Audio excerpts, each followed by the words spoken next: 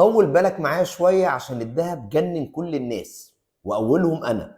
احنا جينا من اسبوع او 10 ايام، خلينا نقول من 10 ايام قبل ما اسرائيل تضرب ايران، اليوم اللي اعلنت فيه امريكا عن رغبتها في اجلاء رعاياها، وبدا الدهب ياخد ترند صعودي. كنا اياميها واقفين عند 3340 واكلنا منطقه المقاومه عند 3350 ووصلنا لل 3377 او 3380. طبعا خلينا متفقين ان الذهب على المدى المتوسط والطويل على طول في الطالع، ولو حضرتك معاك ذهب ما تبيعش. كنا متوقعين انفجار في المنطقه، وفعلا جينا يوم الجمعه اول يوم في الضرب ما بين اسرائيل وايران، والذهب اخترق منطقه المقاومه 3380 وصل لل 3445 في حوالي 3 ساعات. قفلنا الجمعه على كده، وجينا يوم الاثنين الاسبوع اللي فات كملنا طلوع لما ايران ردت على اسرائيل، وصلنا لل 3455 وقف على كده، ونزلنا من ال 3455 حتى ال 3340 المره اللي فاتت اللي هو يوم الجمعه. يعني النهارده الاثنين 3340 جابها الجمعه، معنى كده ان هو نزل في عز الضرب 115 دولار.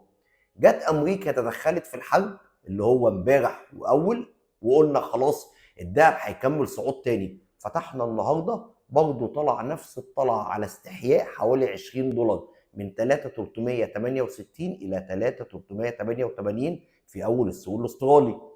جاء بعد كده بعد ما طلع لل 3388 المشتريين اختفوا، يعني بقى في لغز ان مفيش شراء على الذهب. والناس تقول ازاي؟ طب احنا يمكن لما ايران ترد على امريكا السعر هيولع. وفعلا واحنا نزلنا من ال 3388 حتى ال 3347، جه عند منطقه الدعم دي 3347 وبدا يرد تاني. من شويه ايران ضربت القاعده الامريكيه في قطر، راح طالع برضه السعر لغايه 3393 وراح السعر رجع تاني ل 3377. قاعده اسواق المال تبقى انت فاهم كمتداول ما فيهاش مسلمات، ما فيش حاجه اسمها ضربه هيحصل الدهب هيطلع، بيطلع ما انكرش بس بيطلع برضه بليميت معقول. يعني النهارده اليوم كله اهو فاتحين عند 3368، قفل عند كام دلوقتي او شغال عند كام؟